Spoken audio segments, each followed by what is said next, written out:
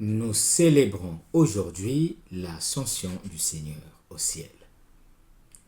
Elle est célébrée 40 jours après Pâques et conclut le séjour visible de Dieu parmi les hommes.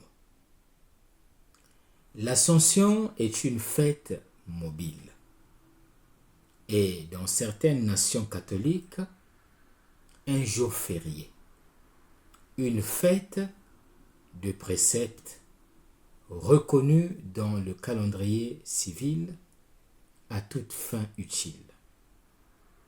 En Italie, par exemple, à la suite d'un accord avec le gouvernement italien qui prévoyait une réforme des jours fériés afin d'en supprimer certains, la conférence des évêques d'Italie a fixé la fête liturgique et civile au dimanche qui suit les 40 jours canoniques après Pâques.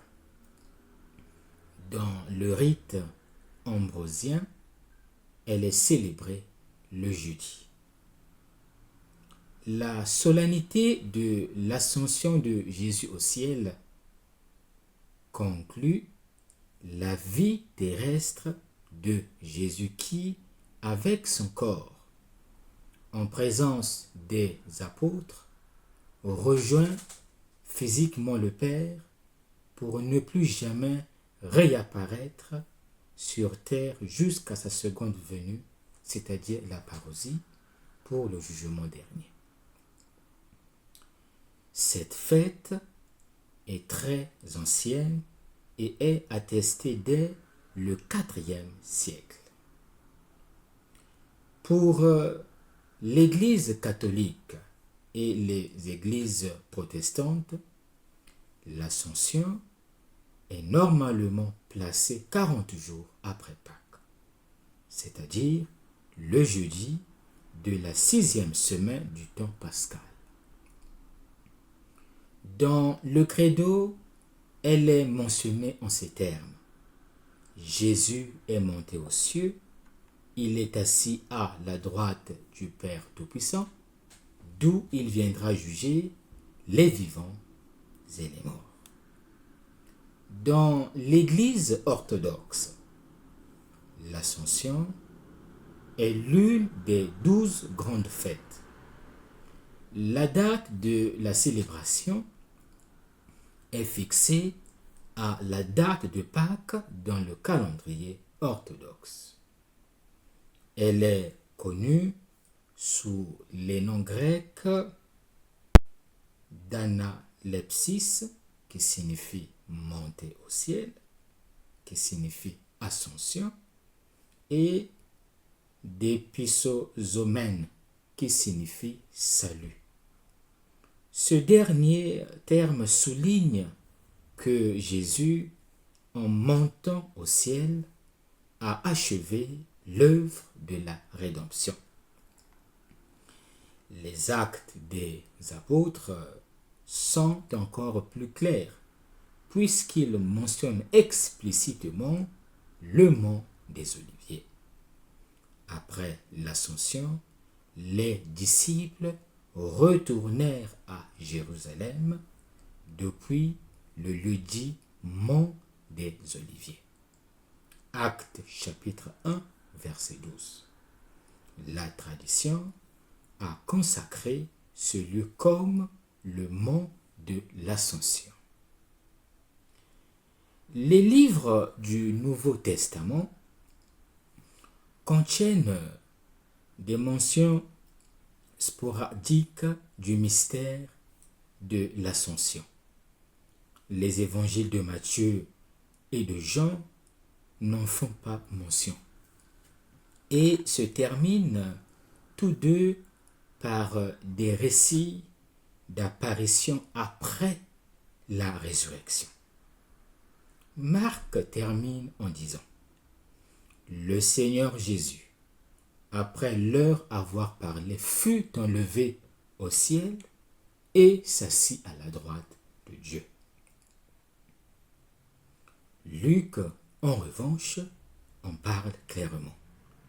Puis Jésus les emmena au dehors jusque vers Béthanie. Et les mains, il les bénit. Or, tandis qu'il les bénissait, il se sépara d'eux et il était emporté au ciel. Luc chapitre 24, versets 50 à 51. L'ascension de Jésus est le dernier acte que le Christ a accompli sur terre. Et elle est comme le lien entre sa demeure visible parmi les hommes et son entrée dans la nouvelle dimension avec Dieu. La dimension glorieuse qui lui revient de par son essence divine. Avant de quitter visiblement les apôtres et les disciples, Jésus a accompli l'acte souverain de conférer une mission divine aux 11 et à l'Église. Aller dans le monde entier et prêcher l'Évangile à toute créature. Dans l'Évangile de Luc, notre texte d'aujourd'hui, après avoir réaffirmé la nécessité de sa passion pour entrer dans la gloire de la résurrection, Jésus établit la portée universelle et le contenu spécifique de la mission confiée à l'Église. En son nom, la conversion et la rémission des péchés seront prêchés à tous les peuples, en commençant par Jérusalem. Jésus est ressuscité et veut que tous les peuples reçoivent les bienfaits de sa résurrection. La conversion d'une vie que trop de personnes mènent loin de Dieu et le pardon des péchés, c'est-à-dire le don d'une vie nouvelle, libérée du passé et ouverte à la plénitude qui ne vient que de la résurrection du Christ. Tous les peuples seront destinataires de cette annonce, selon la prophétie d'Isaïe, chapitre 49, verset 6. Cette prédication doit commencer ici, maintenant, à partir de Jérusalem. Cette indication de lieu renvoie à la centralité de Jérusalem en tant que ville sainte et dépositaire des promesses du Christ. Mais elle souligne également que l'évangile, le message du Christ, doit être proclamé dès maintenant. Quel est l'enseignement à retenir? Avec l'ascension, Jésus conclut son expérience historique. Le Christ, avant de retourner auprès du Père, confie sa propre mission salvatrice aux hommes, aux apôtres, à l'Église et à chacun de nous. Nous sommes tous appelés à être des témoins de l'œuvre du Christ. L'objet ou le contenu de cette mission est le même que celui accompli par le Christ, c'est-à-dire prêcher l'évangile du royaume de Dieu, inviter les hommes à la conversion afin qu'ils accèdent au salut en obtenant le pardon de leurs péchés. Le centre de l'annonce de l'évangile reste le mystère pascal, la passion, la mort et la résurrection de Jésus. L'Église vit désormais à la lumière de cette promesse et est envoyée pour l'annoncer au monde. Être témoin de l'annonce de l'Évangile est une tâche ardue, mais il faudra une puissance d'en haut, la descente de l'Esprit Saint, pour nous permettre d'accomplir le mandat du Seigneur, c'est-à-dire être ses témoins.